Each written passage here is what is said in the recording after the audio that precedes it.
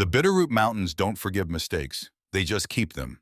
Somewhere deep in that forest, past the last road sign and the last bar of cell signal, past the point where the trees grow so close together that midday looks like dusk, something has been waiting for 5 years.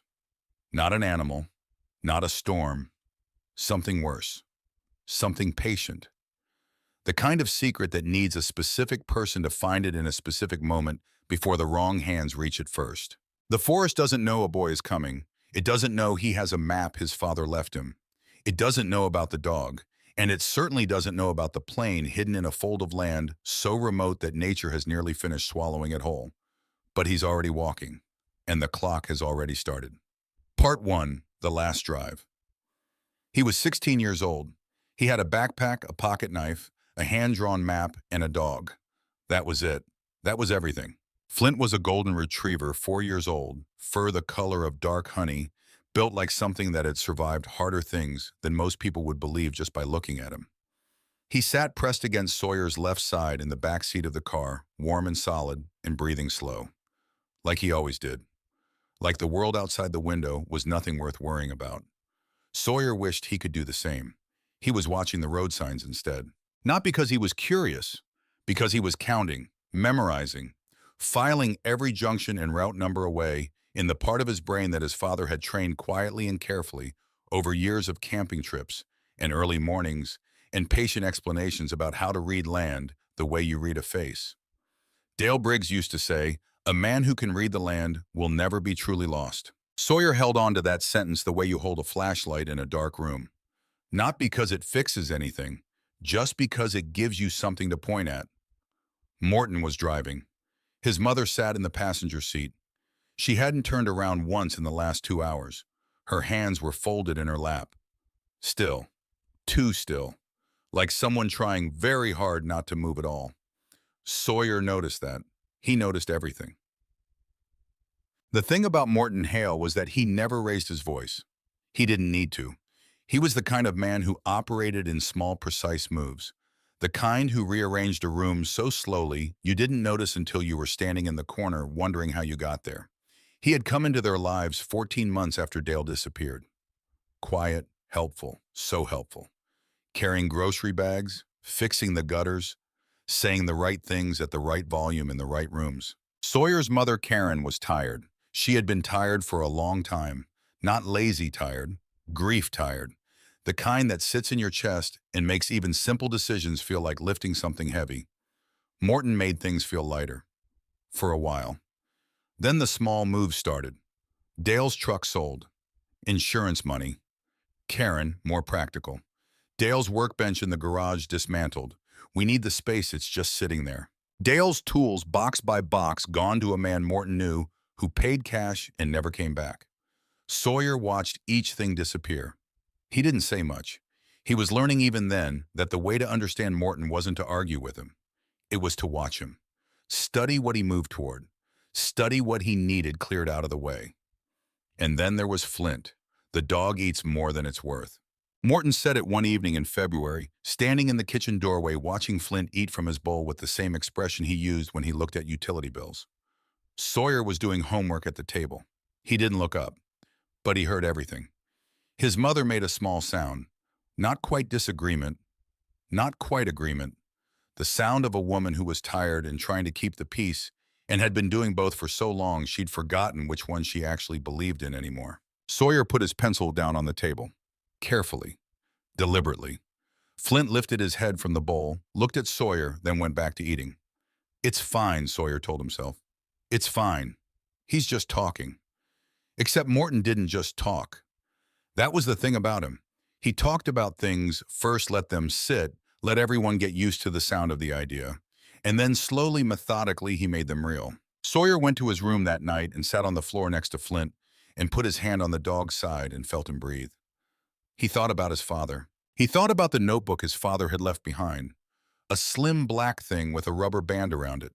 He kept it in the bottom of his backpack, which he kept at the foot of his bed, which was where he kept anything he didn't want Morton to find. He hadn't been able to open it yet. Not really open it. He'd looked at the first page and the last page the way you check both ends of a bridge before you decide to cross. The first page had a name and a number. N4471K, Walter Pruitt, Missoula. He didn't know what it meant. Not yet. The night before the drive, he couldn't sleep. Flint was at the foot of the bed. The house was quiet. Morton's study door had been closed since dinner, which happened sometimes when Morton was working late and sometimes happened for other reasons. Sawyer lay on his back, staring at the ceiling and doing the thing he always did when something felt wrong, and he couldn't name it yet. He listened. To the house, to the small sounds that told you where everyone was and what they were doing. Morton was on his laptop. He could tell by the particular silence of the house when Morton was working. A certain stillness, like the building holding its breath alongside him. At some point, a chair scraped. Footsteps to the kitchen, water running, footsteps back. And then, because Sawyer had gotten up for the bathroom and was walking past the study, and because the door wasn't fully latched, he saw it. The laptop screen, bright in the dark hallway. He wasn't trying to snoop, he was just walking past. But the door was open 2 inches, and the screen was right there, and the email was open on it, and he was 16 years old with his father's eyes and his father's habit of reading everything in a room. To Ridgeline Property Group, subject RE, Bitterroot transfer. Property will be clear within 72 hours. Proceed with title transfer. Sawyer stood in the hallway for 4 full seconds, not moving. Then he walked quietly back to his room. Sat on the edge of the bed. Flint raised his head and looked at him with the patient attention of a dog who understood that something had just shifted, even if he couldn't name what. Clear, Sawyer thought. Property will be clear. He didn't know what parcel. He didn't know what title. He didn't know what Ridgeline Property Group was, or where it operated, or what Morton had been doing with it for however long this had been going on. But he knew one thing with absolute certainty. Tomorrow there was a drive planned. A day trip, Morton had said. Get some fresh air, Karen. The boy needs to get out of the house. And after tomorrow, something was supposed to be clear.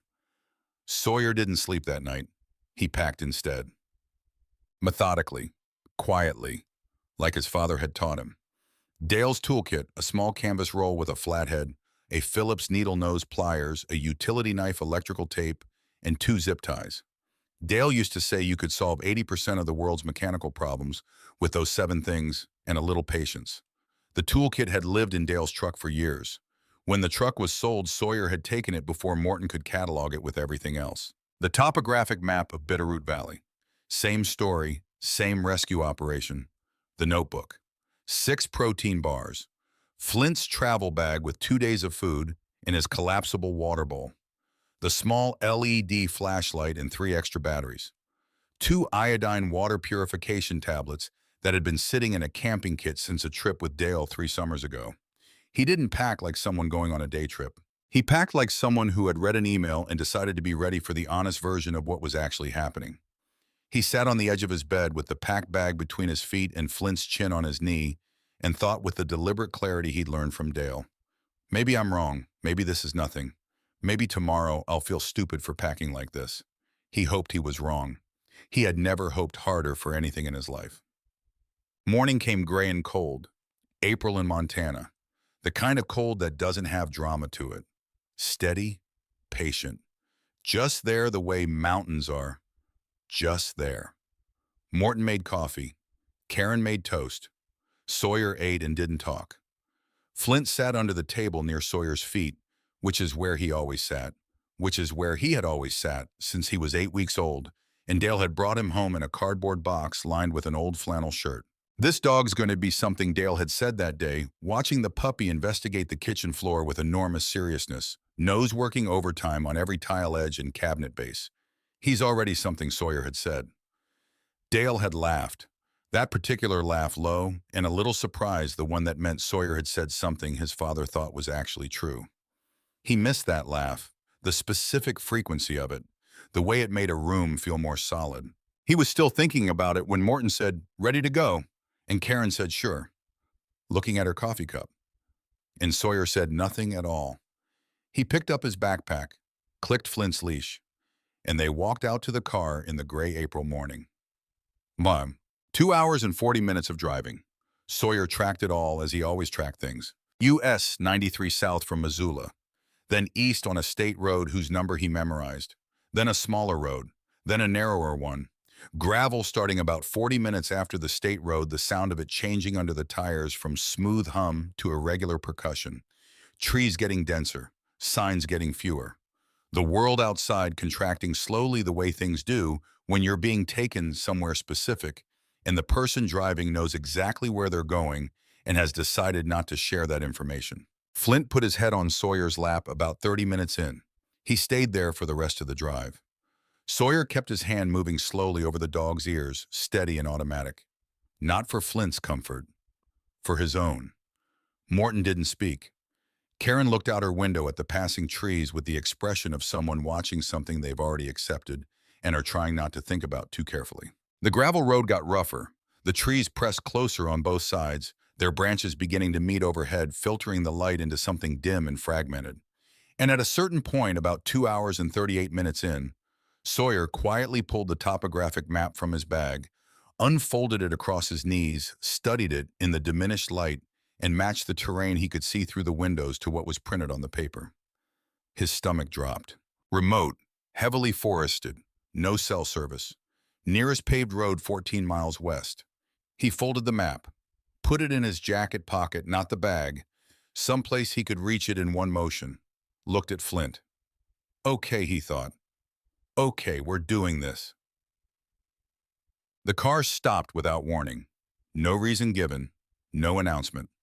Morton just let the car slow and pulled it to a stop in a dirt clearing surrounded by tall Douglas firs. No trail markers, no signs, no indication that anyone had been here recently or would be here soon. Just the clearing, just the trees, just the quiet weight of a forest that had been doing this long before any of them arrived and would continue long after. Morton put it in park, turned off the engine. Step out and stretch, he said, conversational, calm, like they'd been driving for 20 minutes on a Sunday, and this was a pleasant roadside pause. Sawyer looked at the back of Morton's head, the particular stillness of a man who had made a decision and was waiting with complete confidence for it to be implemented. He looked at his mother. She was still facing forward, her hands in her lap. He looked at her for 3 full seconds, waiting for something, a turn, a look, anything. Nothing came. Sawyer opened the door. Flint jumped out immediately, landed in the dirt with a quiet thud, shook himself from nose to tail, and looked around at the trees with the alert, interested expression of a dog encountering new terrain and finding it promising. Sawyer stepped out, stood beside the car, put both backpack straps on his shoulders. The weight of it settled across his back, and the engine started. 1 second adjustment, their repositioning, second no. The car moved, forward not backward, down the dirt road, away from him. Wait. The word came out flat. Not panicked, not a plea, just a word. Wait. The car didn't stop. He didn't run after it. Not because he wasn't capable of running, because something in him understood with a cold and specific clarity that running was not what this moment required. He stood in the clearing and watched the car go. Watched the distance between himself and the rear bumper grow steadily, inevitably the red of the taillights visible through the settling dust. He watched them disappear around a bend in the trees. He listened to the engine sound fade lower and lower until the last trace of it dissolved into the ambient breath of the forest. Silence. Total and complete, and specifically the kind of silence that exists in forests, which is not actually quiet at all, but is full of small, layered, non-human sounds that your brain keeps trying to parse as familiar and keeps failing. Sawyer stood in the clearing, counted to 30. He'd learned that from Dale too. When something goes wrong, give yourself 30 seconds to feel it. Then it's time to work. At 30, he looked down at Flint. Flint was sitting next to his left foot, looking up at him with that patient, steady attention he'd had since puppyhood. Not confused, not distressed, present. Like this was a situation they had both been moving toward for some time and had now arrived at, and the appropriate response was to be present in it and decide what to do next. Okay, buddy, Sawyer said. His voice was level. Just us. He pulled the topographic map from his jacket pocket, opened it in the gray morning light, found their position by cross-referencing the roads they'd traveled, the time elapsed and the terrain visible around him. 14 miles to US 93, 4 hours of daylight remaining. He looked at the map for 10 full seconds, committing the relevant section to memory the way Dale had taught him. Then he folded it back into his jacket pocket. He needed to move, not because panic would help, because standing still definitely wouldn't. All right, he said to himself and to Flint both. We move west, find high ground before dark. Water source after that. One thing at a time. Flint stood. His tail moved in a slow, even sweep, like a clock keeping steady time, and they walked into the trees. Dale Briggs had taken Sawyer camping for the first time when Sawyer was 7 years old. One night in the Bitterroot, a site 20 minutes off a well-marked trail close enough to safety that it wasn't really survival, but far enough from the car that it felt like something real. Sawyer had been scared the first night. Not of anything specific, just of the dark and the sound of the forest, and the feeling of being a very small thing in a very large place that didn't know or care that he existed. Dale hadn't told him not to be scared. He'd said, fear is information. It's your brain telling you to pay attention. So pay attention. Don't argue with it. Don't ignore it. Just listen to what it's actually saying. What's it saying right now? Sawyer had asked. Dale thought about it seriously the way he always took his son's questions seriously regardless of how simple they sounded. It's saying the dark is unfamiliar. It's saying you don't know what's out there, which means the first step is to learn what's out there. Once you know the terrain, the fear quiets down. Not because it was wrong to feel it, because it's already done its job. They'd spent the next 20 minutes identifying the trees around their campsite by bark and silhouette, named the sounds they could hear and what made them, found the direction of a small creek by smell, built a perimeter of understanding around themselves, small but real. The fear hadn't disappeared entirely, but it quieted. Sawyer had remembered that conversation approximately 100 times over the years, in difficult tests at school, in the confused months after Dale went missing, when the house felt like a place that had forgotten what it was for, on the nights when Morton's car was in the driveway and the weight of what was happening pressed down on everything. He was remembering it now, moving through the Bitterroot with Flint ahead of him and his father's map in his pocket. Feel it, listen to it, then learn the terrain. He kept moving. He found higher ground within an hour.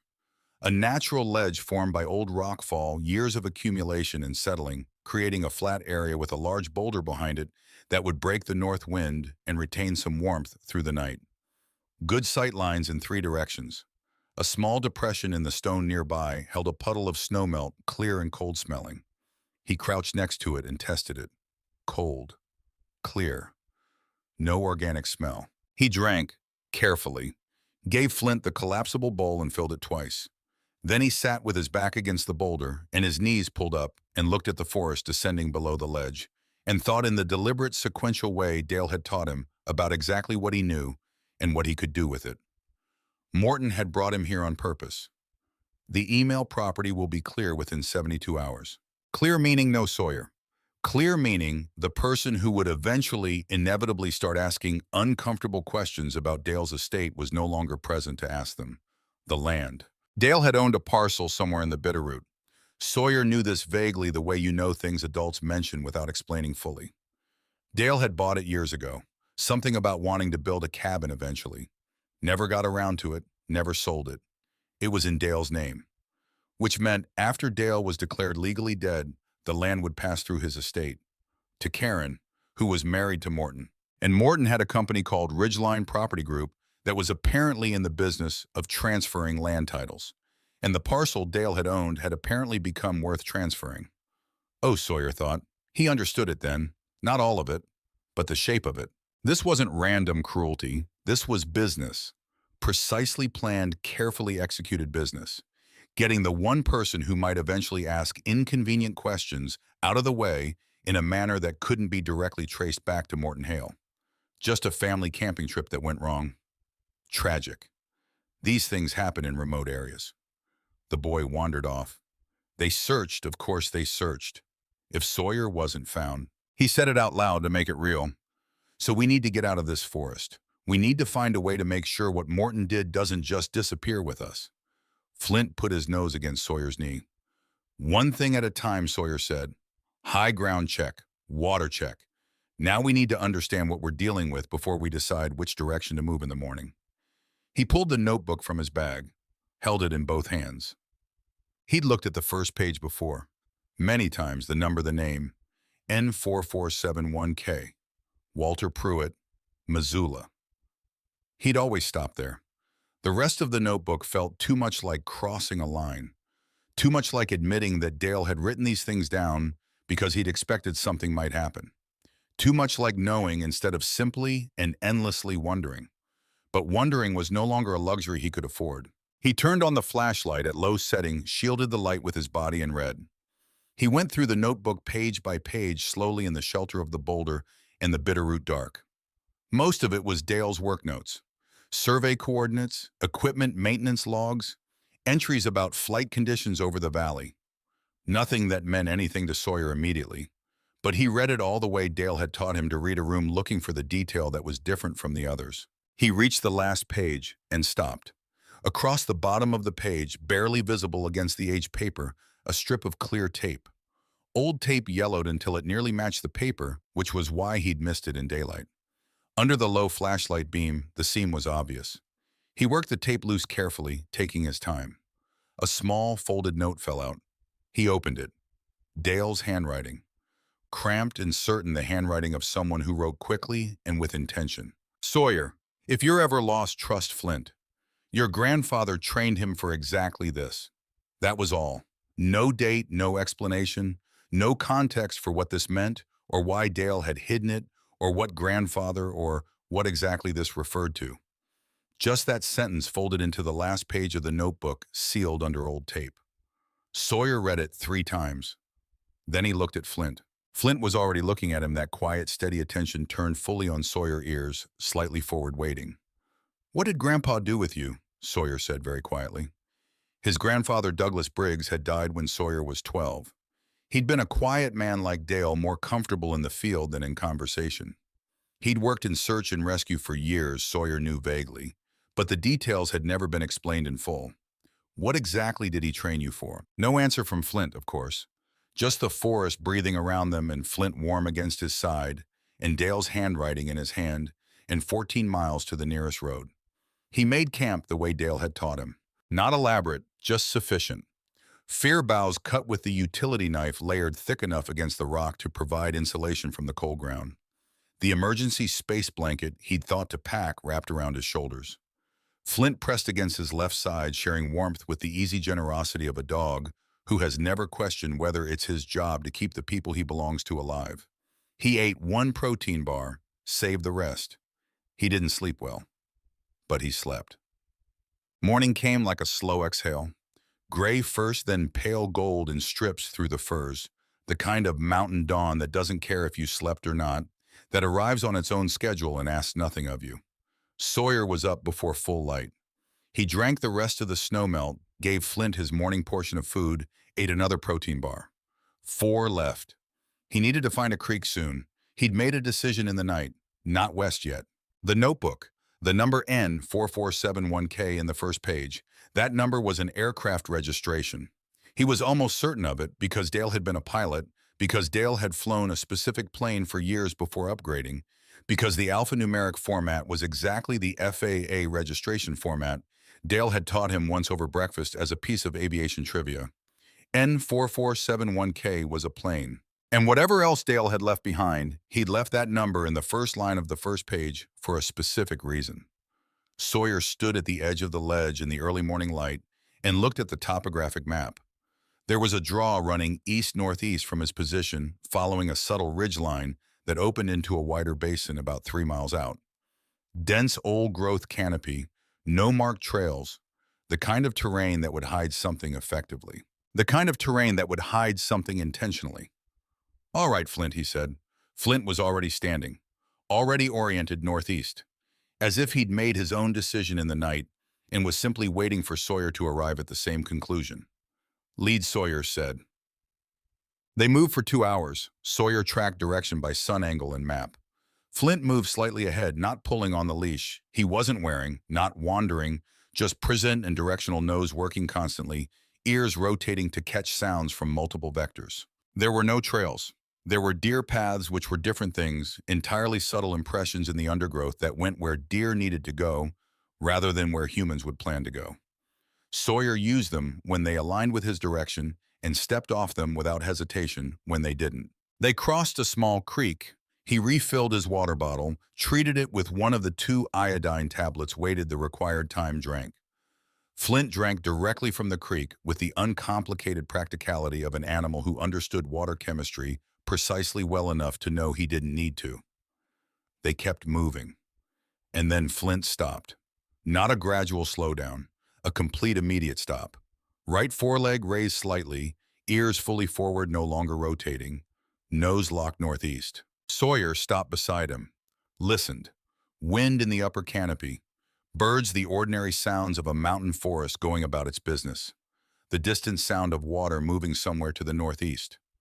But Flint didn't move, which meant something was there that Flint had identified, and Sawyer hadn't yet. "What is it?" Sawyer said very quietly. Flint didn't look at him, kept his attention locked northeast with the focused intensity of a dog who has been trained to locate specific things and has located one. Sawyer followed the dog's nose with his eyes. Dense ponderosa, shadows between the trunks. And then at the edge of a slight depression in the land, something that didn't fit. Geometry wrong for the forest. Straight lines where nature makes curves. A surface that caught the weak morning light differently than bark or stone or living things. Metal. He moved forward slowly, quietly. The depression deepened as he approached a bowl shape formed by old erosion, partially obscured by the ridgeline on three sides, the dense canopy above closing off any aerial view. It had been here for years, this natural hiding place. It would hide things for years more. And in that bowl, a plane, a Cessna 310.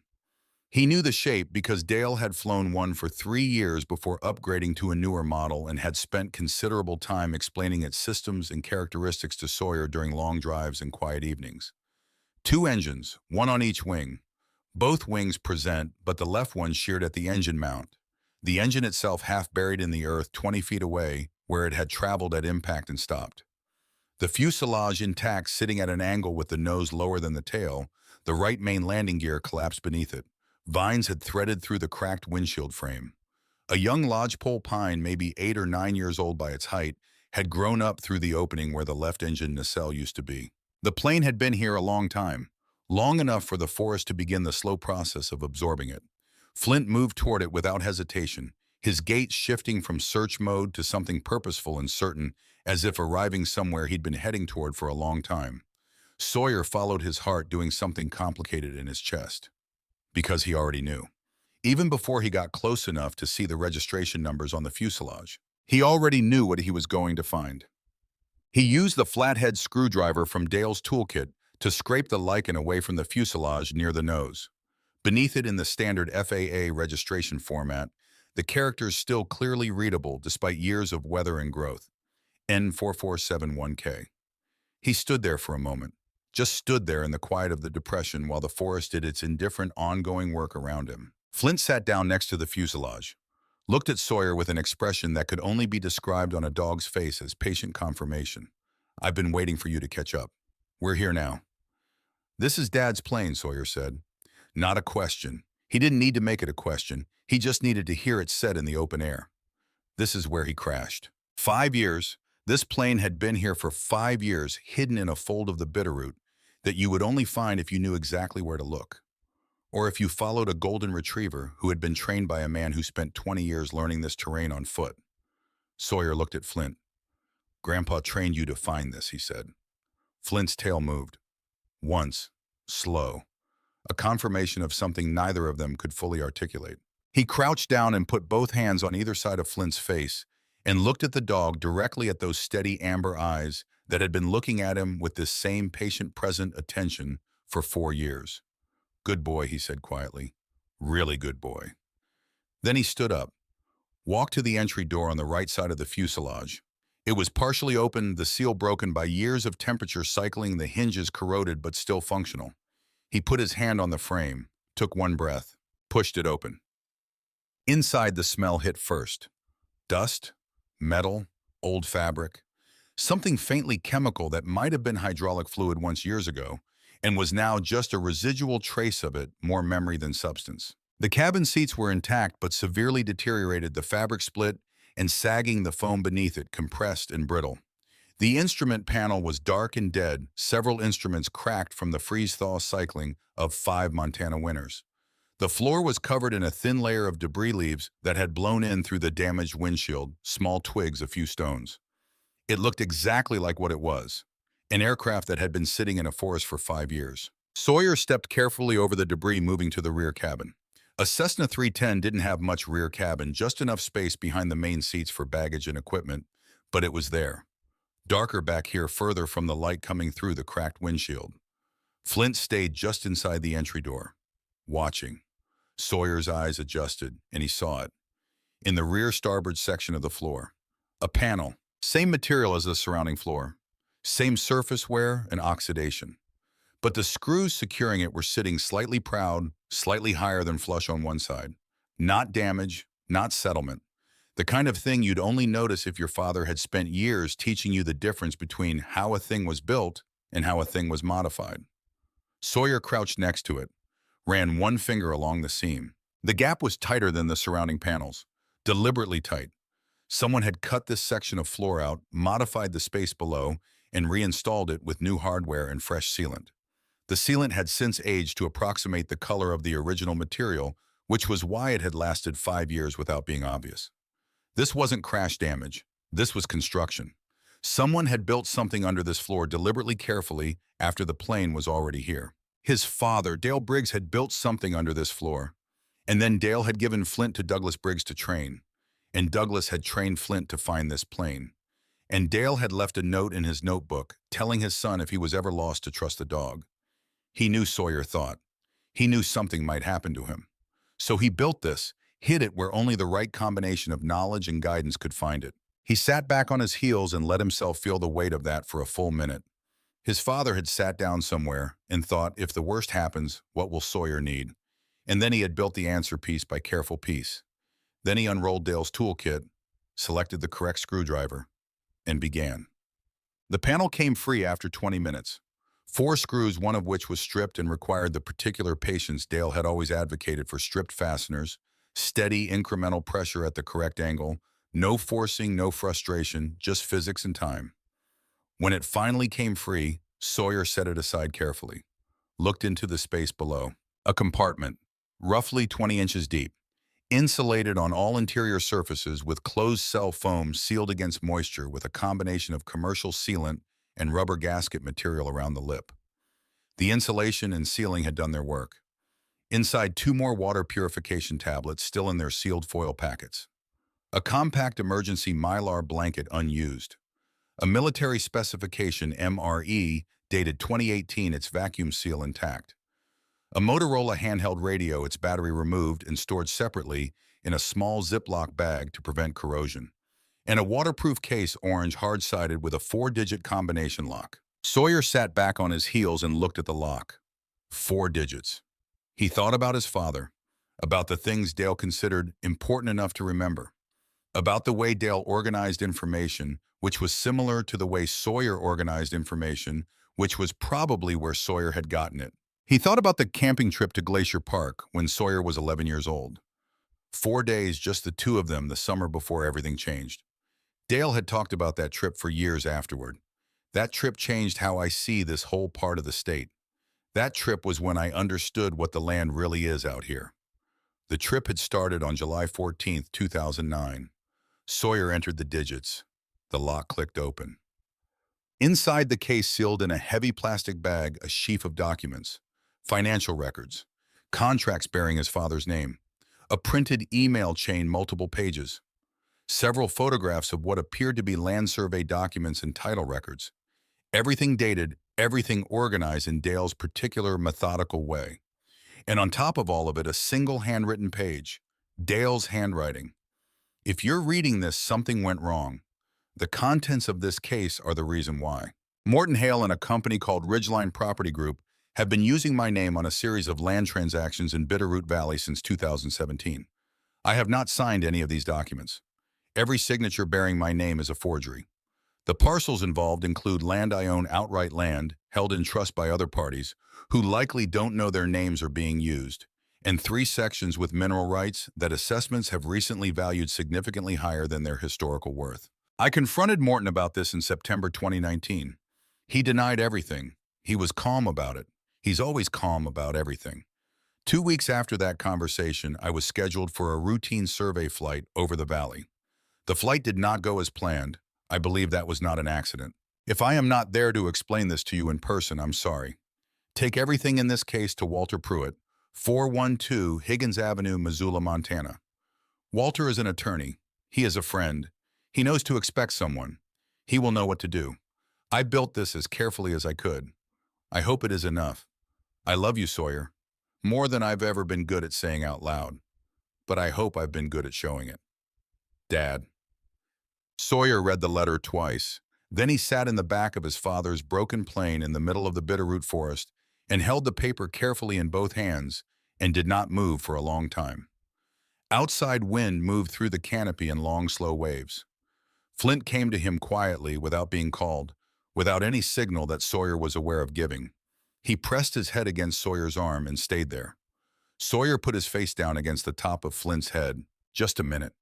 He allowed himself just a minute of having it be as large and terrible and true as it actually was. His father had known, had seen what Morton was building, had confronted him and been denied, and had understood with the clear-eyed pragmatism that was Dale Briggs's defining quality that the denial didn't mean it wasn't real. And then something had happened on a flight, and Dale had been reported missing, and the search had eventually been called off. And 5 years had passed, and Morton had married Karen, and sold the truck, and cleared the workshop, and waited for the estate to settle, and the questions to stop, and the land to become available. And when the one remaining obstacle, Sawyer continued to exist, and continued to watch things the way Dale's son inevitably would. Morton had decided to make the property clear.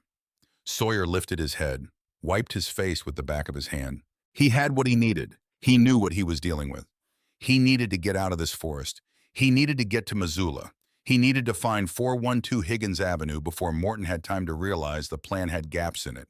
He closed the orange case, reset the lock to a false combination, put it back in the compartment, replaced the panel, reseated the screws. The surface wouldn't fool a forensic examiner, but it would fool someone who hadn't been looking for it and wasn't looking now. Because Sawyer had one more thing to do before he left. He needed a record, a backup, something that existed outside of this compartment in case Morton got here before he could. He opened the notebook to a blank section near the back, began writing quickly and specifically everything that was in the case. Names, dates, dollar amounts, the email chain's key statements, every piece of information he could capture in the time he had. He was halfway through when he heard it. A sound from the front of the plane. He went completely still. Flint's head came up. Not wind, not the building settling. Something with weight to it. A footstep on the fuselage floor, careful but present. Someone else was in the plane. And from the way Flint's posture shifted, not into the low forward-weighted stance of threat response, but into something more neutral, tail at careful half-mast, ears forward, and reading the way Flint responded to the unknown rather than the dangerous. This wasn't Morton. Flint didn't recognize this as a threat, which didn't mean it wasn't one, but it was information. Sawyer slowly faced the forward cabin. In the dim light from the cracked windshield, a figure stood in the entry doorway. Tall, lean, in the way of someone who has been using more energy than they're taking in for an extended period. Older than Sawyer by a year, maybe two. Dark hair long enough to be getting in his eyes, clearly uncut for months. Layers of clothing, multiple pieces. Some of them modified, a jacket sleeve replaced with fabric from something else. A collar reinforced with duct tape. The kind of clothing assemblage that comes from having to solve practical problems with whatever's available over an extended period of time. His eyes took in the scene in front of him. The open floor panel partially visible. The notebook in Sawyer's hands. Sawyer himself. And Flint. He didn't look surprised. He didn't look threatening. He looked like someone running a careful calculation. Flint's tail began to move, slowly, considering. The figure looked at Flint for a moment, then back at Sawyer. Then he said in a voice rough from disuse, "You found the panel." Not a question, a statement. Sawyer held the notebook steady. "Who are you?"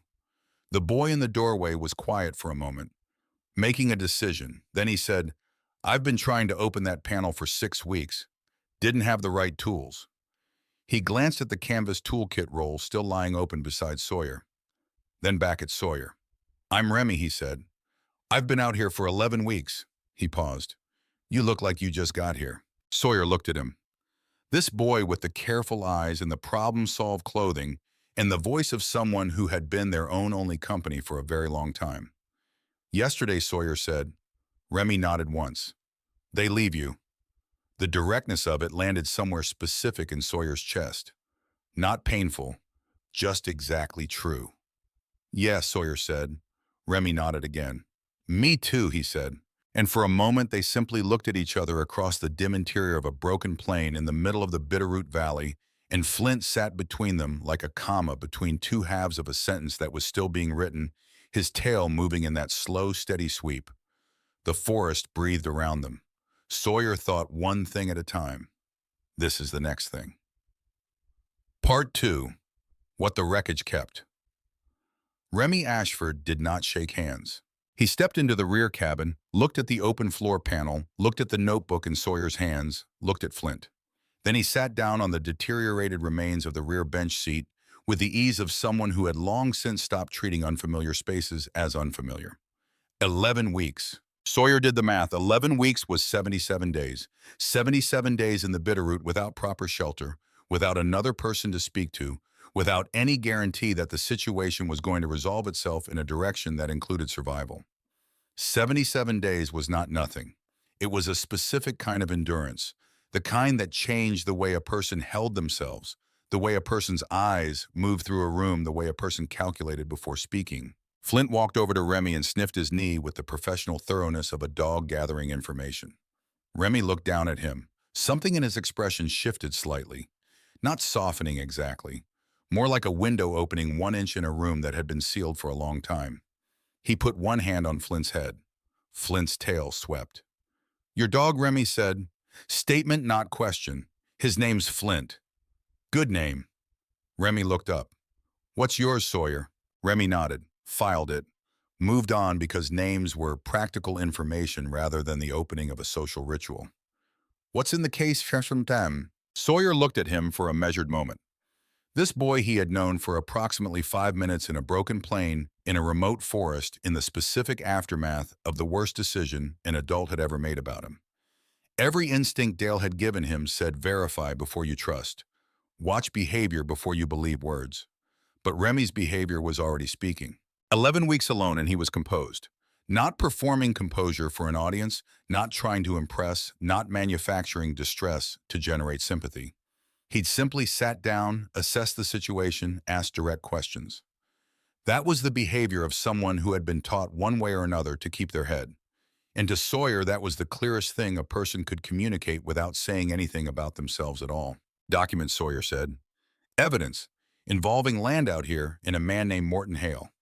"Morton Hale's land deal," Remy said. Sawyer went still. "What did you just say?" Remy met his eyes. "Ridgeline Property Group. About 3 weeks ago, 2 men came out here, walked through this part of the valley. I watched them from the ridge above. One of them kept looking at a survey map, stopped right at that tree. He pointed through the cracked windshield at a specific ponderosa at the edge of the depression. Stood there for a long time looking down at where this plane is. Took photographs with a digital camera.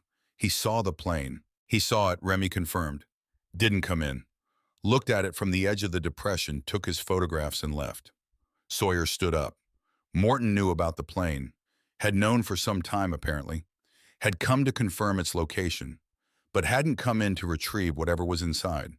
Which meant either he didn't know about the compartment specifically, or he hadn't wanted to be the one found with the contents of it in his possession. He'd left the evidence here, waiting, while he worked the legal side, while he waited for Dale's estate to fully settle for Karen to inherit, for the title transfer to become legally clean. And then he'd brought Sawyer out here, not to hide him near the plane, to make Sawyer disappear so he could come back for the evidence himself, without anyone connected to Dale Briggs still alive and paying attention. He was clearing the property, Sawyer thought. "And I am the property." "We need to move," Sawyer said. "I know," Remy said. "That's why I came in."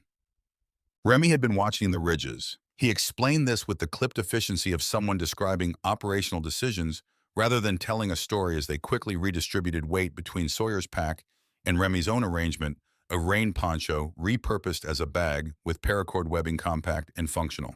He'd established 3 observation points on high ground around the basin. Checked them daily. 2 days ago, he'd heard Flint arriving. A golden retriever is not a subtle presence in a silent forest. He'd tracked them to the plain site. Spent the night at 200 yards watching, making sure Sawyer was what he appeared to be, which was a kid with a dog and a toolkit who knew how to open a floor panel. And you decided I was safe because of what exactly? Because of how you moved, Remy said, without self-consciousness. People who come out here with bad intentions move differently. They rush. They're loud. They're not paying attention because they've decided the forest is empty and doesn't require their attention. He looked briefly at Sawyer. You moved like you were listening the whole time. My dad taught me. Good dad. The words landed somewhere complicated in Sawyer's chest. Yeah, he said. He was. Remy looked at him for 1 second. Didn't push on it. Moved on. Which was exactly the right call. They worked quickly and systematically. Sawyer had already been writing the document contents into the notebook.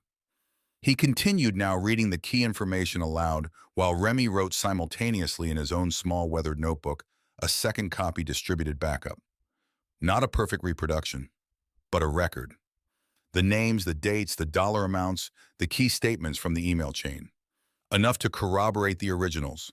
Enough to make the originals difficult to simply make disappear. When they were done, the orange case went back into the compartment. The panel went back over it. Screws receded as close to original position as they could manage. If Morton came back and found the compartment empty and the panel disturbed, he'd know someone had found it. He'd know what they had. He'd know to run and to hide and to make the evidence against him as difficult to establish as possible.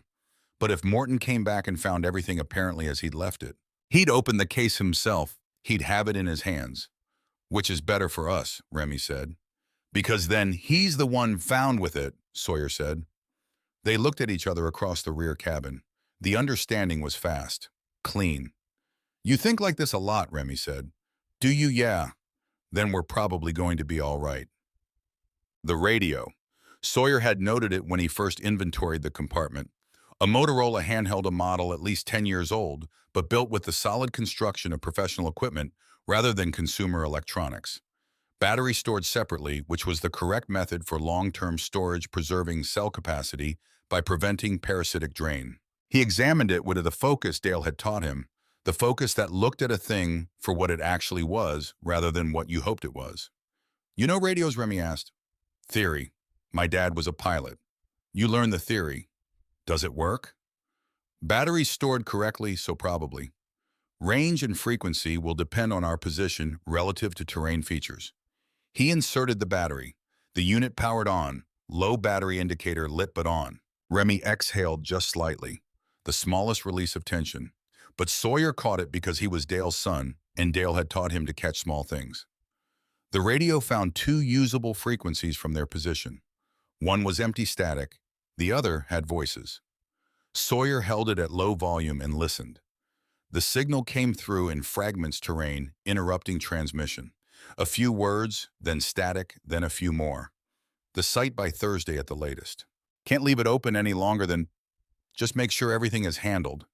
And then clearly for 4 full seconds before the terrain swallowed the signal again. Morton's voice. If the boy surfaces, we adjust the timeline. If he doesn't, the transfer proceeds as scheduled. Static, then nothing.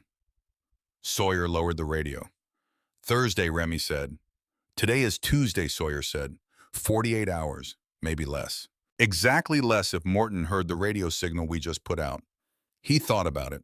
He almost certainly has a frequency scanner. If he knows this plane is here and knows there might be equipment in it, he's monitoring for transmissions. So he might already know someone activated it, which means he might come early. They looked at each other. We leave now, Sawyer said. We leave now, Remy agreed. Flint was already standing, already facing west, already waiting for the humans to arrive at the correct decision. But first, Sawyer sat back down in the rear cabin with the notebook. Not to write, just to read the letter one more time. His father had written this in 2019, had sealed it into the notebook, knowing Sawyer might not find it for years.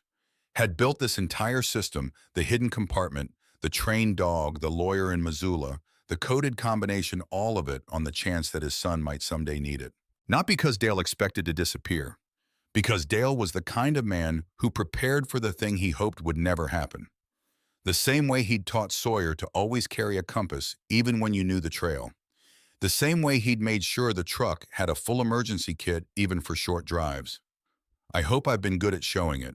He hadn't been good at saying it, and he knew it, and somewhere in the weeks before that last flight, he'd written those words and sealed them in a notebook, because saying it in writing was the closest he could get to saying it to Sawyer's face. A man who can read the land will never be truly lost. Sawyer folded the notebook, placed it in his breast pocket directly over his heart, where he could feel it with every step. Stood up. "Let's go," he said. Remy's knowledge of the terrain was extraordinary, not the dramatic, immediately obvious kind of extraordinary. The quiet, earned, methodical kind. The kind that came from 77 days of paying close attention because paying close attention was what kept you functional. He knew which sections of the ridgeline were stable and which would give way underfoot. He knew where 3 deer paths converged into something close to a walkable route and where they dispersed into nothing. He knew 3 reliable water sources by their seasonal behavior and rated them by clarity and flow rate. He knew the acoustic properties of the terrain in ways that would have taken Sawyer weeks to learn on his own. "You found all this in 11 weeks, Sawyer said as they moved steadily west-northwest through the early afternoon. "I had time," Remy said simply, "and nothing else to do." They moved in single file, Flint 6 feet ahead, nose working the air with steady focus, directional and certain. "What's he following?" Remy asked, watching the dog. Wes Sawyer said, "His grandfather used to live in a house about 8 miles west of here. He died when I was 12, but Flint would have been to the property. Maybe he remembers the direction. Dogs remember direction. I don't know exactly what he's tracking." Sawyer watched Flint navigate a dense section of undergrowth with complete confidence. "But my grandfather trained him for this specific terrain. Whatever he's following, it's intentional." "Your grandfather sounds like someone worth knowing." "He was a lot like my dad," Sawyer said, "which I think means he was a lot like me, which is either a good sign or a warning depending." Remy almost smiled. The expression didn't quite complete itself, but it got close. "Probably both," he said. "Chem." They stopped at midday, not for long, but long enough to eat, divide resources, and drink from the creek they'd been paralleling for the last mile. Remy produced a piece of hard cheese from inside his jacket. Aged, dense, rationed carefully. He cut it into 3 portions with the small knife he carried, with the practiced ease of someone who had used it daily for weeks. "Where did you get that?" Sawyer said. "Hiker came through about 6 weeks ago, very well equipped. Lost his pack crossing a creek about a half-mile north of here. He made it across. The pack didn't." Remy handed Sawyer his portion. The man had excellent taste. "You've been living partly on a stranger's lost supplies for 6 weeks. On the useful parts of them," Remy said. He showed good judgment in cheese selection. Flint received a small portion. Flint's opinion of the cheese was immediate, thorough, and enthusiastic. They sat on a flat-top boulder in a patch of weak afternoon sun and ate without talking for a few minutes. The forest around them was indifferent and ordinary, doing its work regardless of what was happening inside it. Sawyer found it calming. The forest's indifference. It asked nothing of him. "Why did they leave you?" he said after a while. Remy was quiet for a moment, not gathering himself, just deciding how much of the specific shape of it to put into words. "My parents died 2 years ago," he said. "Car accident. My uncle, my father's brother, became my legal guardian. He didn't want to be. He'd agreed to it because refusing would have looked bad to the family, but he didn't want it." He paused. "There's a life insurance policy my parents had. Substantial. It's in trust until I turn 18. While I'm alive and under his guardianship, he can't access the principal. The arrangement benefits me, not him." He stopped there. Sawyer understood the shape of what came next without needing to hear it. "If you weren't alive." "The trust dissolves according to a secondary clause," Remy said. "The assets transfer to him directly." He said it like reporting facts about a stranger. "My uncle works in commercial real estate. He understands contract structures. You read the policy documents yourself. I read everything I could find after my parents died." He looked at the tree line. "I didn't know what I was looking for. I just knew something felt wrong about the way he talked about money, about the future, about what my options were going to be." Sawyer felt something land in his chest with specific weight. "I did the same thing," he said, "after Morton came into our lives. I read everything." watched everything, noticed every change, and you still couldn't stop it. No, neither could I. They sat with that. Two boys who had paid extremely close attention, who had noticed and documented and tried to understand, who had done everything that could be reasonably asked of them, and had still ended up in the Bitterroot with nothing but each other and a golden retriever. There's something specifically infuriating about that, Remy said. Yeah, Sawyer said. There really is. Flint put his head on Sawyer's knee without being asked, which didn't fix anything, but was its own argument for keeping going.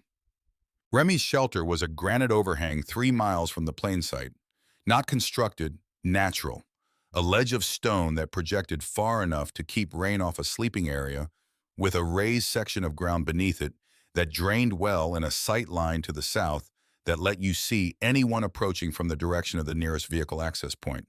The ground in front of it was clear of debris in the deliberate way of a space that had been maintained. He'd been sleeping here for the last 4 weeks. Before that, he'd moved every few days until he understood the terrain well enough to identify the best fixed position. It was objectively better than what Sawyer would have built. He said so. You've had 11 weeks more practice, Remy said. They settled in as the light dropped. Remy built a small fire with the compact efficiency of someone who had done it many times in this specific spot. Sawyer organized their combined supplies, assessed what they had calculated against what they'd need for the route out. Flint circled the shelter once nose working, then positioned himself with his back against the rear wall and his nose toward the open side, watching the approach, doing his job. Tell me about the documents, Remy said when the fire was stable and the temperature had dropped enough that the warmth of it mattered. Sawyer talked him through it. Dale, the flights, the land, the forged signatures, the confrontation in September 2019, the flight 2 weeks later that didn't go as planned. Morton arranged the crash, Remy said. My dad believes so. He wrote that in the cash. And then Morton married your mother and waited for everything to settle. And it almost did, except for me. Remy was quiet, looking at the fire. Then they picked the same forest. Sawyer looked at him. My Uncle Remy said, he dropped me about 4 miles east of where you were left. Different access road. Same general part of the Bitterroot. He paused. Morton Hale and my uncle. Different reasons, but the same forest. Sawyer sat with that. The Bitterroot was vast, thousands of acres of roadless terrain. The probability of 2 separate men abandoning 2 separate boys in the same general quadrant of it in the same approximate time frame. That's not coincidence, Sawyer said. No, Remy said. I haven't thought it was for a while. I just didn't have any information to connect them. Sawyer pulled out the notebook, opened to the pages where he'd transcribed names from Dale's documents. Ridgeline Property Group involved multiple parties, he said. Different names on different transactions. Structured that way probably to distribute legal exposure. He ran his finger down the list. Your uncle. What's his name? Roy Ashford, Remy said. He works commercial real estate in Bozeman. Sawyer found the page. Ashford Development, LLC, he read. Listed as a participating party in the Mineral Rights Syndication Agreement dated March 2019. The fire crackled. Flint's ears moved forward. Remy stood up. He walked to the edge of the overhang and stood looking out at the dark forest with his back to the fire and his hands at his sides. Sawyer waited. He recognized the posture. He'd been in it himself, standing in that hallway 4 seconds of complete stillness while the shape of something too large resolved itself into something you could actually hold. His name is in there, Remy said finally. Yes, he and Morton know each other.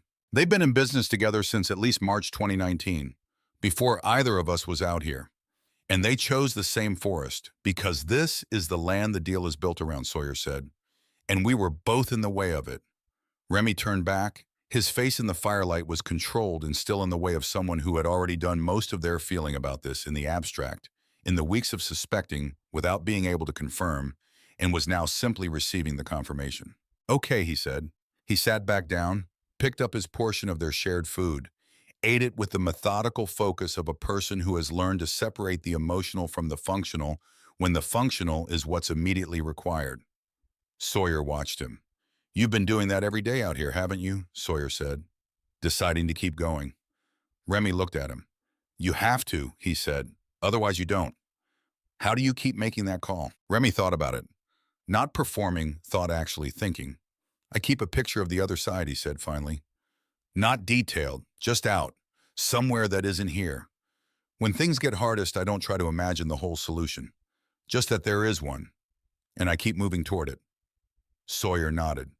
Filed it. Applied it immediately to the specific cold and dark of the current moment. Mwam. Second day moving, before light. The plan was maximum distance before the temperature peaked and energy expenditure climbed for the same output. Remy's calculation based on weeks of observing his own body's patterns in this terrain. Flint moved ahead, nose down in working direction, consistent, clearly tracking something specific. He's not following an animal, Remy said, watching. No. What is he on? Wes Sawyer said. His grandfather's property was west of here. He'd have known the route when he was being trained. He's going back to something he knows. Your grandfather must have walked this terrain for years, 20 years of search and rescue work. He knew it the way most people know their own neighborhood. Your grandfather sounds like someone worth knowing. Sawyer was quiet for a moment. He was a lot like my dad, he said, which means he was probably a lot like me, which is either good or a warning. Probably both. Mid-morning, full stop. Not Sawyer, not Remy. Flint. Complete immediate stop. Right foreleg up, ears locked forward. Not the scanning posture of an alert dog, the fixed posture of a dog that has identified something specific and is waiting for the humans to catch up. Sawyer's hand went up behind him. Remy went motionless, listening. Wind, birds, the sound of water to the north.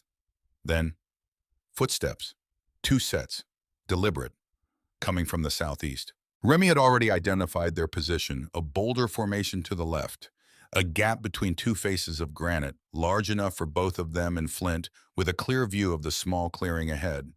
They moved to it without speaking. Slow, no scramble. Noise is the thing you cannot afford, so you simply don't afford it. Flint pressed between them, sat, didn't make a sound. Through the gap, Sawyer watched the tree line. 2 figures emerged into the clearing. The first was a man in his 50s, heavy-set a survey map in his hands, moving through the terrain with the careful deliberateness of someone who is not accustomed to it and is managing that fact with concentration. The second was Morton Hale. Sawyer had not seen Morton in 2 days. He looked exactly as he always looked. Neat, self-contained, moving through the world with the unhurried confidence of a man who has never been in a situation that didn't eventually organize itself around his preferences. Morton stopped at the edge of the clearing, looked at the depression. Sawyer could see the moment of confirmation in Morton's posture, the slight settlement of the shoulders, the decision made. Morton said something to the other man, low, inaudible from their position. The other man nodded. They moved southeast, toward the plain. Sawyer waited until they'd been gone for 30 seconds. Then he exhaled. He's a day early, Remy said, already looking at him. He heard the radio signal. Sawyer thought it through. He had a scanner. When we activated the Motorola, he picked up the frequency. He knew someone was at the plane. So he knows we've been there. He knows someone has. He doesn't know who. Will he open the compartment? He came out here specifically, Sawyer said. Yes, he'll open it. He needs to confirm the evidence is still there and that whoever activated that radio didn't take it. And when he opens it, he's holding it. His fingerprints are on the lock. Remy looked in the direction Morton had gone. Then we need to be significantly ahead of him when he realizes what he's actually holding, Remy said. Walter Pruitt, 412 Higgins Avenue, Missoula. How far? 12 miles from here, maybe. 8 hours at the pace we can sustain. Flint was already standing, already looking west. Then we move now, Remy said. Now Sawyer agreed. They moved. No conversation for the next 4 hours. Not because there was nothing to say, because energy was finite and the miles were not, and every calorie spent on words was a calorie not spent on distance. Remy led, navigating by intimate knowledge of the terrain. Sawyer tracked position and direction by sun and map. Flint went ahead by 20 feet, moving through the undergrowth with the efficient, purposeful gait of an animal working at what it was built for. 1 foot, then the other. 1 slope navigated, then the next. 1 decision left around the rock fall or right. Right, always right. When the left route loses elevation, you'll need to regain. The creek crossing in mid-afternoon was cold and fast and knee-deep at the shallowest viable point. Sawyer went first. Remy handed the packs across and followed. Flint crossed at a focused run, shook himself on the far bank with the brisk efficiency of a dog for whom this was a logistical problem rather than a dramatic moment, and looked back at them with the expression of someone who has been ready to continue for approximately 2 seconds already. "Show off," Remy said. Flint's tail waved once. They kept moving. Late afternoon. The terrain changed in a way that Sawyer felt before he could name. Something in the quality of the light, the density of the understory, the way the air moved differently through a forest that was thinning, preparing to give way to something less enclosed. And beneath the smell of pine and cold creek water, and the particular mineral quality of mountain air, something chemical, faint, distant. "Getting less faint," Exhaust Remy said. "Road," they said simultaneously. Flint broke into a trot. They came out of the trees at 4:47 p.m. Remy had a watch. Cheap digital battered functional. He'd kept it running through 11 weeks because time was a form of orientation, and orientation mattered. A 2-lane state route, not US 93, but asphalt. Real, flat, unambiguous asphalt with painted center lines and a gravel shoulder connecting one real place to another real place by a route that real vehicles traveled on a regular basis. They stood at the tree line for a moment, both of them, looking at the road the way you look at something you'd started to believe might not be real. Flint walked out onto the center line and sat down and looked back at them with the patient, communicative expression of a dog who has been working for 2 days and has successfully completed his objective and finds the human's hesitation at the finish line somewhat perplexing. Remy made a sound. It was in the general vicinity of a laugh. The first vehicle came 6 minutes later. A pickup truck, older blue, with the useful character of something that has been actually used for many years by someone who needed it. It slowed when the driver registered the sight of 2 boys and a dog on the road. The window came down. The driver, a man in his 60s, worn canvas jacket, the weathered face of someone whose work happened outdoors, looking at them with the straight-on assessment of someone who knew what it looked like when something had gone wrong and was deciding whether to do something about it. "You boys need a ride," Sawyer stepped forward. "We need to get to Missoula," he said. "It's urgent. We have documents for an attorney named Walter Pruitt." The man looked at him for a long second, then at Remy, then at Flint, who had smoothly repositioned himself to Sawyer's left and was deploying his most honest, direct, trustworthy expression with impeccable timing. "Get in," the man said. The truck's heater was an extraordinary thing. Sawyer had not been warm, really warm, warm that got into the muscle rather than just the skin in 2 full days. He sat in the back with Flint's weight across his feet and felt the heat work through him layer by layer, slow and thorough, and tried to stay present and alert, and not simply go unconscious in the seat of a stranger's truck. Remy sat beside him, upright, watching the road. The driver offered water. They both drank. He said his name was Gerald, and Sawyer experienced a single second of involuntary alarm before his brain caught up and reminded him that the name Gerald was shared by a very large number of people who had never done anything wrong. Granola bars were offered. Accepted. Flint received a piece. Flint's assessment of the granola bar was positive and immediate. They drove for an hour and 20 minutes. When the lights of Missoula appeared against the darkening sky ahead, and spreading, Sawyer felt something move through him that was neither relief nor fear exactly, but occupied the space between them. Because getting to the city was not the end of anything. It was just the next thing. And the next thing would determine whether all of it, the plane, the documents, the 77 days, the 2 days, the miles in the cold and the creek crossing and the cheese and Flint's certain western heading, whether any of it had been enough. 412 Higgins Avenue, he told the driver when the driver asked where. The man knew it, said so. They drove into Missoula as the last of the light left the sky, the city coming up around them gradually, the ordinary lights of ordinary streets and buildings doing their ordinary evening work. The world that had been continuing the whole time they were in the forest, not waiting, not pausing, just going on.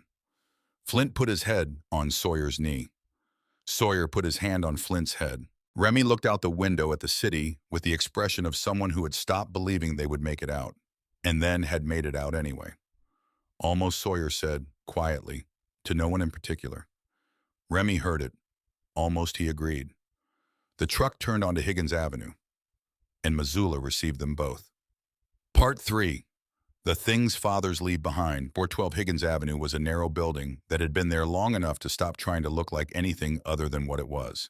Wedged between a coffee shop that was closed for the evening and an insurance office that was also closed, it presented a frosted glass door, brass numbers, and a small placard in plain block letters, Pruitt Law. The light inside was on. 9:14 p.m. Sawyer stood on the sidewalk with Remy on his left, and Flint pressed against his right leg and looked at that lit window. Everything up to this point had been motion. Cross the creek, find the road, get to Missoula, keep moving. Motion was manageable. Motion was just the next step, and then the next step, and then the next. And as long as you kept stepping, you didn't have to fully reckon with what each step was taking you toward. But this was standing still. Standing still in front of a lawyer's office with 2 days of forest on his clothes and his father's documents in a notebook in his breast pocket, about to knock on a door and find out whether Dale Briggs had built something strong enough to hold. "You going in?" Remy said. "Yes." "Then go." Sawyer went. The door was unlocked. Small waiting area. 2 chairs and a side table with magazines that nobody had touched in some time. Carpet that had been practical once and was now just tired. The smell of old paper and coffee. Behind a half-open inner door, the sound of someone at a desk. A chair. Pages turning. "We're closed," said a voice. Even. Unhurried. "I know," Sawyer said.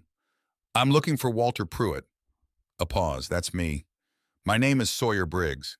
Dale Briggs was my father." The sound of the desk chair stopped. Complete silence. Then the inner door opened all the way. Walter Pruitt was somewhere between 68 and 72, the kind of age that stopped being specific and started being a general condition of having been present for a long time. He'd been built broadly once and had settled into a leaner form. White hair, reading glasses pushed up onto his forehead forgotten there. A cardigan that had seen better decades but was clearly preferred for its own reasons. He looked at Sawyer, really looked, the way people look when they're not seeing you but someone they know, in the shape of your face, in the line of your jaw, in the specific way you hold your shoulders. "You look like him," Walter said. "I know. He said you would." That sentence landed somewhere in Sawyer's chest, quiet and specific, like a key finding the lock it was made for. "He talked about me." "He talked about you constantly," Walter said. "Come in, both of you." His eyes moved to Remy, to Flint, back to Sawyer. "Sit down, I'll make coffee. You look like you've been outside." 2 days, Sawyer said. "He's been out there for 11 weeks, Sawyer said, gesturing to Remy. Walter looked at Remy for a long moment. Then he said quietly and with deliberate weight, 11 weeks, not a question, just the size of the thing said aloud. "Sit down," he said, "both of you, please." The coffee was real and hot and came with 2 sandwiches Walter had been planning to eat for dinner and relinquished without comment. Flint got a bowl of water from somewhere in the back. The office felt warmer than it probably technically was. They sat across from Walter's desk. He sat behind it, hands folded, and listened. Sawyer talked, not from the moment Morton drove away, from the beginning. Dale in the notebook, the number on the first page, the email on Morton's laptop, the drive, being left, the first night on the ledge in the snowmelt, and the note hidden under the tape on the last page of the notebook, the plane appearing between 2 ponderosas, Flint sitting down at the floor panel, the screws sitting proud, the compartment, the orange case and the combination and the letter. Walter didn't interrupt, didn't react visibly to any of it, just listened with the particular quality of attention that comes from years of hearing things that matter and having learned over those years to make room for them fully before responding. When Sawyer finished, Walter was quiet for a moment. Then he said, "The combination. July 14th, 2009. Walter nodded slowly. "The glacier trip," he said. "He talked about that trip every time I saw him for 2 years afterward." He looked up. "How long did it take you to try it?" "It was the first thing I tried," Sawyer said. "It was the most like him." Walter's expression did something small and complicated. "Yes," he said. "It was." He folded his hands again. He said when he came to me in October 2019 that Morton was more careful than most, that whatever Morton had done, the evidence would need to be impossible to dismiss. He paused. He came back 3 weeks later with copies of the key documents. Said he'd secured the originals somewhere that only someone who knew him well enough could find them. He told me a young attorney might show up someday with a combination and a name, and I should help them without asking too many prior questions. He built the cache in the plane itself. He told me the cache existed, not where it was. And apparently Walter said looking at Flint with something close to respect trained a dog to find it. Flint was lying under Sawyer's chair. He lifted his head briefly at the attention and then returned to his work of being magnificent and unobtrusive, your grandfather, Walter said. Douglas Briggs. He was a search and rescue volunteer for 20 years in this region. He trained dogs for SAR work. I knew he did SAR. I didn't know the details. Dale didn't talk about it much, but Flint was trained by a man who spent 2 decades learning the Bitterroot terrain and teaching dogs to work it. Walter looked at Sawyer carefully. That's not a small thing your father built. Sawyer looked at Flint, at those amber eyes looking back at him with the same steady patience they'd always had, and something settled. Not fixed, not resolved, just settled. The shape of what Dale and Douglas had built together quietly over years without making any of it dramatic or visible. The toolkit, the notebook, the combination hidden inside a camping trip, the dog, the lawyer, the attorney's address on the first page. Every piece of it constructed for a situation Dale had hoped would never happen, and had built for anyway because that was who he was. Because that was Sawyer understood now who the Briggs men were. Dr. Sim, I need to call the FBI, Walter said, already reaching for his phone. Morton was heading to the plane when we left the forest, Sawyer said. He'll find the compartment. He'll have the original documents in his hands. Walter stopped, met Sawyer's eyes. You left the originals there, so he'd be caught with them. Sawyer met his look steadily. It's what my dad would have done. A pause that was longer than a pause. That Walter said is exactly correct. He picked up the phone and dialed. Bam. What followed was not cinematic. There was no raid, no tableau of federal agents confronting Morton in the mountain dark. Real investigations don't work that way. Real investigations are phone calls and documented chains of custody and existing case files that have been building slowly, and the particular moment when a piece of evidence arrives that makes everything previously unprovable suddenly provable. Walter spoke with an FBI contact in the Missoula field office. Not dramatically, just clearly and specifically the way you speak to someone you've worked with before and who trusts your judgment. And the judgment is that this is real and requires immediate attention. The Ridgeline Property Group, it turned out, had been on a quiet watch list for 14 months. Not a headline list. The kind that exists when something doesn't add up and the proof hasn't materialized, but the agency has reason to wait. Morton Hale had been careful, thorough, patient. Dale Briggs had been more careful. And Dale Briggs had raised a son who read land the way his father had taught him. A team was dispatched to the Bitterroot before midnight. Reaching the plane site required several hours of night navigation in remote terrain. Morton Hale and his associate were located at the aircraft at first light the following morning.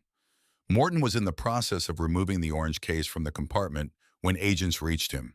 He had the case in his hands. His fingerprints were on the lock. Walter told Sawyer this at just past 7 a.m., hanging up the phone, looking across his desk at 2 boys who had been awake for an extraordinary length of time and were running on coffee and the specific adrenaline of having done something that couldn't be undone. They have him, Walter said. Sawyer nodded. Remy looked at the desk surface. Controlled. Still. Roy Ashford, Remy said. His voice was even and precise. The voice of someone who had been waiting 11 weeks to say those words in a context where they meant something. He's named in the Ridgeline syndication documents, Walter said. Federal investigators in Bozeman have been contacted. Given what you've described about your situation, I expect additional charges related to endangerment and abandonment of a minor.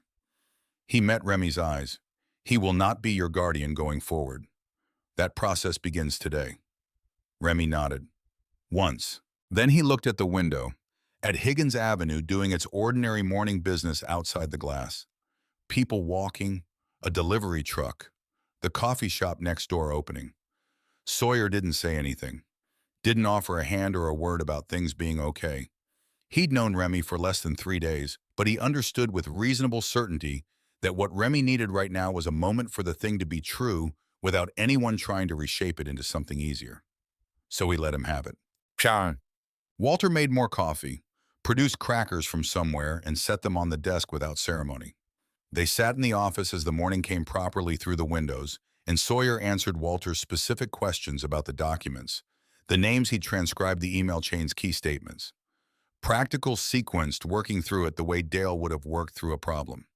Remy talked too. Not much, but some. He described the acoustic pocket in the valley terrain, the water sources rated by reliability, the creek crossing at the narrow point that had saved them 40 minutes on the route out. Walter listened to all of it with the focused interest of someone who understood that practical knowledge has value beyond the immediate situation it was developed in. You mapped the valley in 11 weeks, he said. I had time, Remy said. 11 weeks, alone. Before Flint, I had to be enough, Remy said. Simply. So I was. Walter looked at him for a long moment. I have a colleague, he said. Her name is Patricia Oakes, family law. She's worked with youth services cases for 30 years. With your permission, I'd like to call her this morning, to represent your interests specifically through what comes next. Remy looked at him. I don't need charity, I know, Walter said. I'm offering representation, which is not the same thing at all. A pause. Okay, Remy said. Walter wrote something down. And just like that, in the small and practical and unannounced way that real things happen, a door opened for Remy Ashford that had been closed for 11 weeks and 2 years before that. Walter had a guest room above the office. Plain. 2 narrow beds, a bathroom, a window that looked out over Higgins Avenue. He offered it without making it an occasion. Sawyer took it. Remy took it. Flint claimed the floor between the 2 beds and stretched out with the full expansive comfort of an animal who has covered considerable terrain and considers his rest thoroughly earned. Sawyer lay on his back in the dark, looking at the ceiling. He should have been asleep immediately. He was not. His brain was still moving, still working through the architecture of what Dale had built, because the more he examined it, the more specific it became. The more it revealed itself as something constructed with the particular care of a person who loved someone and knew that love wasn't always something you could be present to demonstrate. The toolkit, the notebook, the combination hidden inside a story that Sawyer would always know. The dog trained by his grandfather and given to Sawyer's life early enough that Sawyer had never experienced life without him. The lawyer in Missoula waiting on a phone call for 5 years with the patience of a man who understood that some things take the time they take. I hope I've been good at showing it. He had been good at showing it. That was the thing.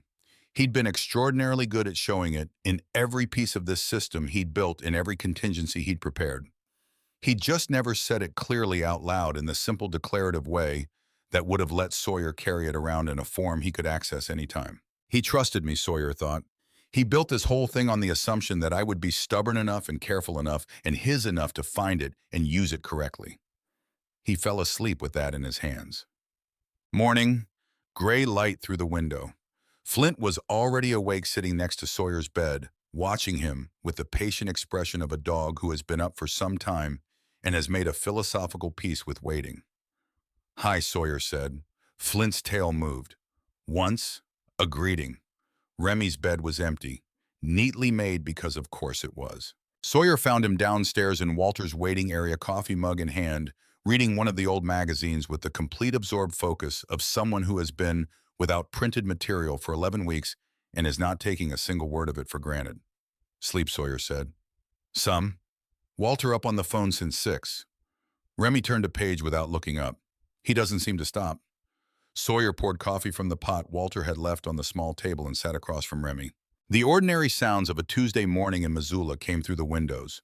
Delivery trucks, foot traffic, the coffee shop next door beginning its work. The world that had been going on the entire time they were in the forest continuing to go on. What happens now, Remy said. Not anxious. The next practical question in a sequence of practical questions. Walter files the evidence formally with the federal case, Sawyer said. The Ridgeline transactions get unwound. Land titles get reviewed. Anyone whose name was used without consent gets notified. And your mom. Sawyer had been thinking about this for most of the night. Karen Briggs had sat in the passenger seat, had looked forward, had made a small sound when Morton said something cruel and then said nothing else. She had also presumably spent the last 2 days knowing exactly what she had allowed to happen. Or knowing enough. She was not the same thing as Morton. He understood that clearly. She was a tired woman who had made the worst possible decision in the worst possible way. That was not the same as being Morton. But it was also not nothing. It was not something that could simply be folded away. "I don't know yet," Sawyer said, and that was the truest thing he could say. Remy nodded. "Didn't push." "She's your mother," he said after a moment. "Yes, that doesn't fix it." "No, but it doesn't disappear either." "No," Sawyer said, "it doesn't," which was the most accurate thing that could be said about it. Not resolved, not dismissed, just true on both sides simultaneously. Walter came out of his office at 8:30. He sat across from them and laid out the situation with the directness Sawyer had already come to rely on. Morton Hale was in federal custody. The orange case and its contents were in evidence. Roy Ashford had been contacted by investigators in Bozeman. The Ridgeline Property Group and its associated entities were under federal fraud investigation. And my dad, Sawyer said. Walter looked at him with the specific care of a man about to say something important and wanting to say it accurately. "Dale's case is being formally reopened," he said. "The original crash investigation. Everything." Sawyer waited. "This is what I know," Walter said. "And I want to be careful to give you only what I know and not what I'm hoping." Dale was reported missing in November 2019 after a flight over the Bitterroot that he didn't return from. The official search was called off after 10 days. Morton was involved in coordinating the geographic parameters of the search, which means he was involved in deciding where they looked and where they didn't look. Yes, Walter was precise and measured. A John Doe was admitted to a trauma center in Salmon, Idaho, 9 days after Dale's flight. No identification. Significant head injury consistent with impact. He was unconscious for several months. Sawyer's hands were very still on his coffee mug. When he came out of the coma, Walter continued, his memory was severely compromised. He couldn't reliably provide his name or any biographical details. He was transferred to a long-term rehabilitation facility in Boise, where he has been since 2020. He paused. The facility submitted his photograph to the FBI's John Doe registry as a routine update earlier this year. "I requested that photograph this morning." He slid a printed sheet across the desk. The photograph was grainy, printed on plain office paper. A man seated in what was clearly a facility common room. Institutional walls, plastic chairs, a book on the table beside him that he appeared to have stopped reading. The man was thinner than Sawyer remembered. His hair had gone mostly silver. There were lines in his face that hadn't been there 5 years ago. But the jaw, the way his hands rested on his knees, palms down, fingers relaxed. The specific position that Karen had once pointed out to Sawyer was exactly how Sawyer sat when he was thinking, which Sawyer had not known until she said it. "That's my dad," Sawyer said. His voice was level. Because he was his father's son, and his father had built things designed to last, and the least he could do in this moment was hold. "That's my dad," he said again. He needed to say it twice. Walter nodded. "He's alive. He survived the crash.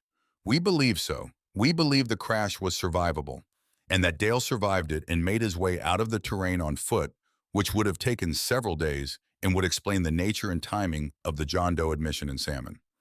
And Morton knew. Morton coordinated the search parameters, Walter said carefully. He would have had access to regional hospital admission reports. "We believe he found the John Doe report and chose not to pursue it. Because a living Dale Briggs complicated everything.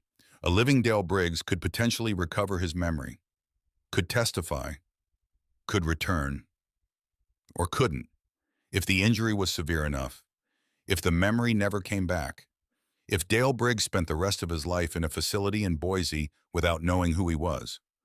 Morton had calculated those odds, and for 5 years the calculation had held. Until a 16-year-old boy with a toolkit and a trained dog had walked into the right fold of the Bitterroot. Sawyer sat with the photograph for a long time. Walter gave him the space to. Remy had moved to the window, looking out at the street, with his back to the room, giving Sawyer the same space Sawyer had given him earlier. The same understanding without it needing to be articulated. The photograph was grainy. The common room behind the man was plain and institutional, but the hands, the way those hands rested on his knees. Sawyer's hands did that, had always done that in that specific position, palms down, fingers together, and he'd never known until Karen pointed it out one afternoon when Dale was still around, and the pointing out of it had been something light and affectionate, rather than the piece of grief it had become afterward. He'd picked it up from Dale, without knowing he'd done it, without knowing it would be one of the things he carried forward. "Can I see him?" Sawyer said. "That's being arranged," Walter said. "The facility has been contacted. They're moving quickly given the circumstances." His memory. "Some patients with this type of injury recover significantly over time," Walter said, "particularly with the right stimulus, something specific enough and emotionally anchored enough to reach through the cognitive disruption." He looked at Flint, particularly sometimes with someone they knew. Sawyer looked at Flint. Flint was already looking at him. Dale had trained this dog, had worked with Douglas to prepare him, had given him to Sawyer's life early enough that Flint had simply always been there, part of the fabric of every day already loved before anything went wrong. "I'm bringing Flint," Sawyer said. Walter nodded. "I think he said that's exactly right." 3 days later, a care facility in Boise, Idaho. Long drive. Walter drove. Remy came because Remy was at this point the person Sawyer was most accustomed to having present in difficult terrain, and whatever came next qualified as difficult terrain in ways that had nothing to do with elevation or forest cover. The facility was clean, quiet, trying hard with some success to feel like less of an institution than it technically was. Staff who moved with the particular gentleness of people who understood that the residents they cared for were whole people having a specific and difficult experience. A coordinator met them at the entrance, explained again the things they'd already been told by phone: the patient's current status, his functional capacity, the way memory worked in these cases, not linearly, not reliably, but sometimes in response to something specific enough to reach what the injury had buried rather than destroyed. They were walked down a corridor, stopped outside a door. "Take your time," the coordinator said. "There's no correct way to do this." Sawyer looked at the door. He was not, as a general matter, someone who needed to prepare himself. Dale had taught him to assess and move, not to stand outside situations gathering himself. But this, whatever was on the other side of that door, was either his father or a man who looked like his father and didn't know him. And he wouldn't know which until he walked in. "Hey," Remy said. Sawyer looked at him. "You found a plane in the middle of the Bitterroot National Forest," Remy said. "You opened a combination lock on the first attempt. You repaired a decade-old radio with parts from an aircraft instrument panel. You navigated 12 miles out of remote terrain in 2 days." A pause. "You can open a door." Sawyer looked at him for a moment. "That's a lot of credit." "Flint helped," Remy said. Flint, sitting at Sawyer's heel on the leash the facility had agreed to allow as a specific exception, looked up at the sound of his name. His tail moved. Sawyer exhaled, opened the door.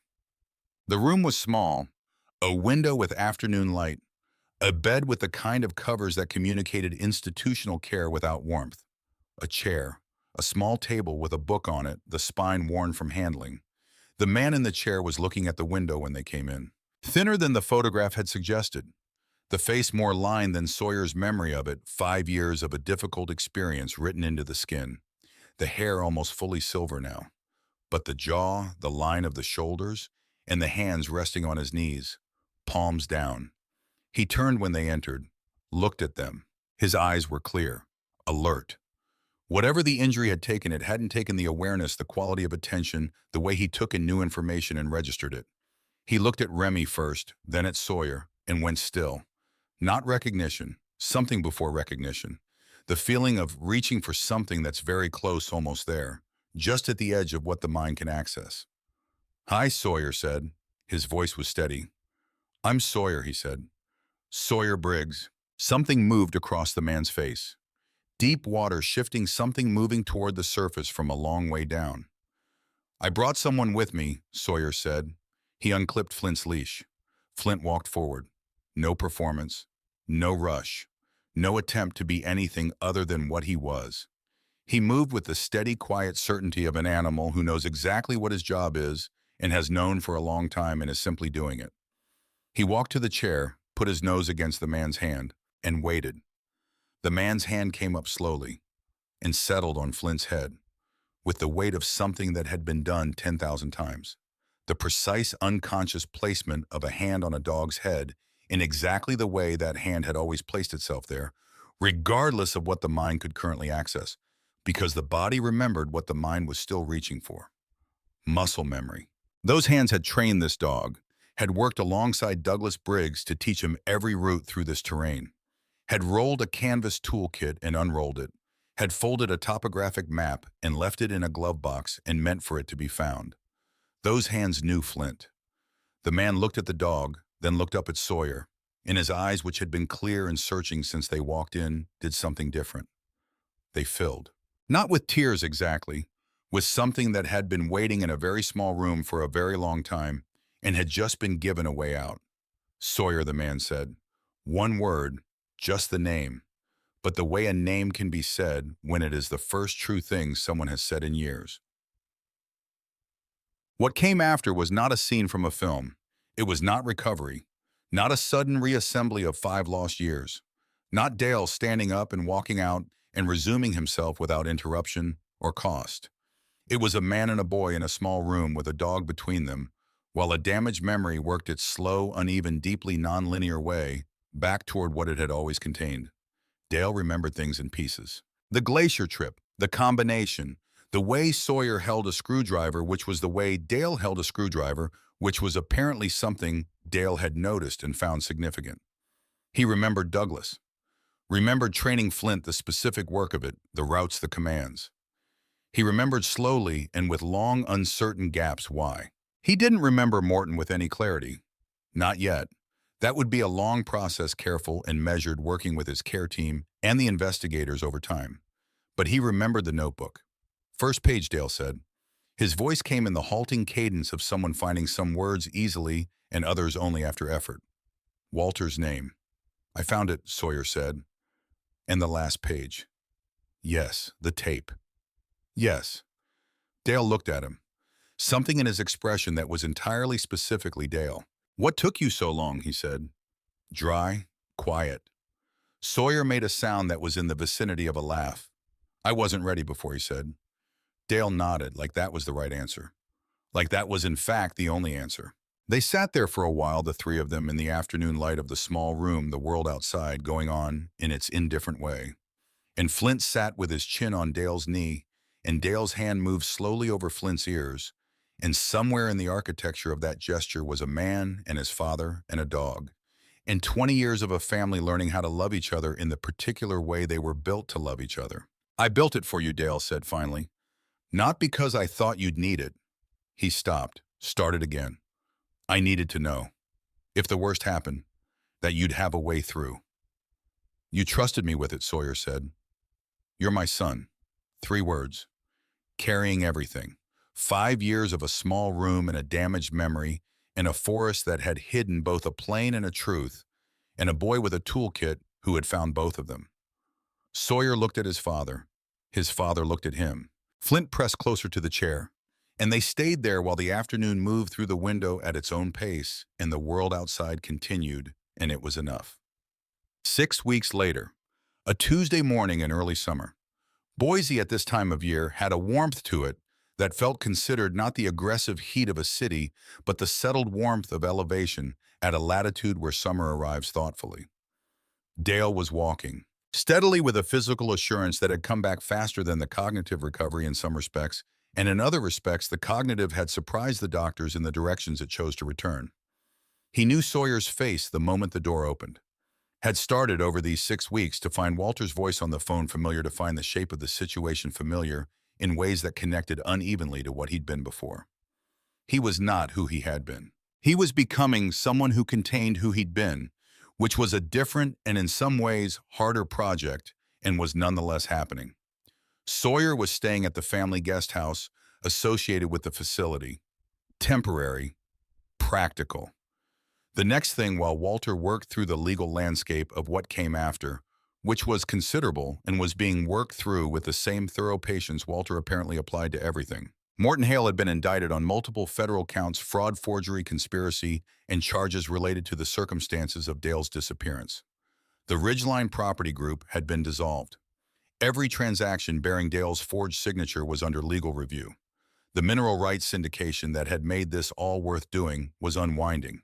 Roy Ashford had entered a cooperation agreement. The terms included full disclosure of his connection to Morton and the circumstances of Remy's abandonment.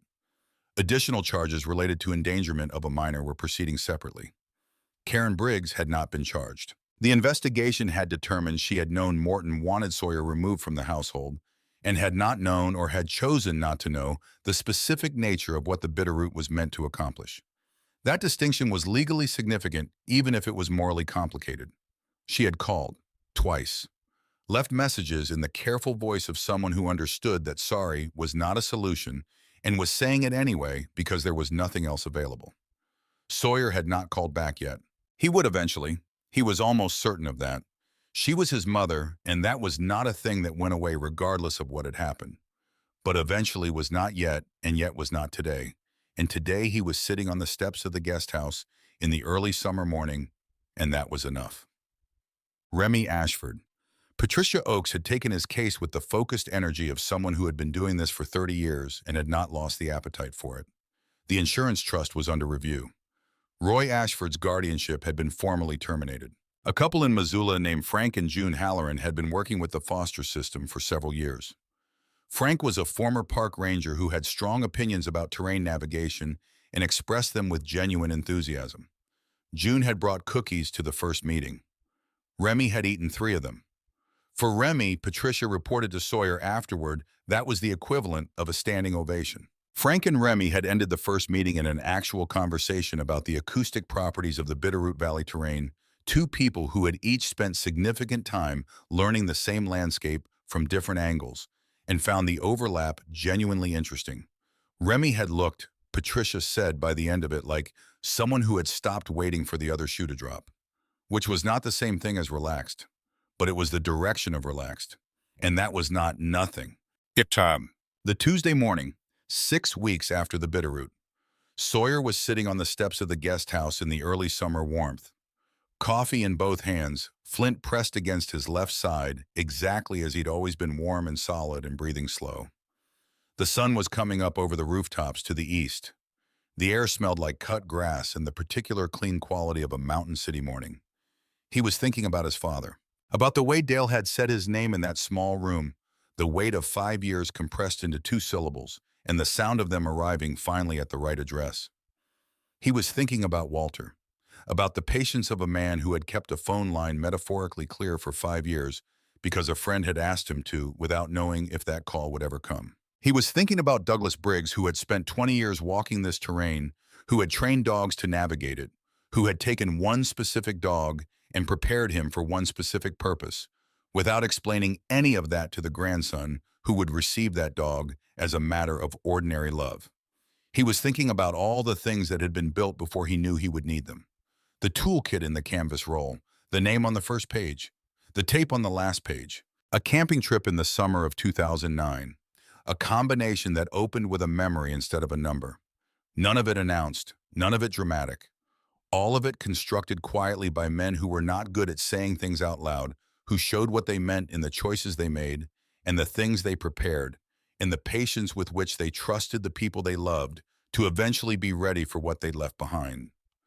Flint leaned harder against Sawyer's side. Sawyer put his arm around the dog. And in a room a short walk from where he was sitting, Dale Briggs was waking up to another morning of becoming himself again. Slowly, unevenly, with the particular stubbornness of a man who was also not very good at giving up on things. Sawyer could feel him there, the specific weight of him being alive just a short walk away in a world that had almost resolved itself into a version where that wasn't true.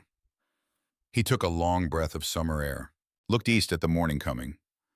Okay, he said, quietly, to himself, to Flint, to the version of his father who was waking up a few minutes' walk away and who had trusted him 5 years ago with the means to find his way back.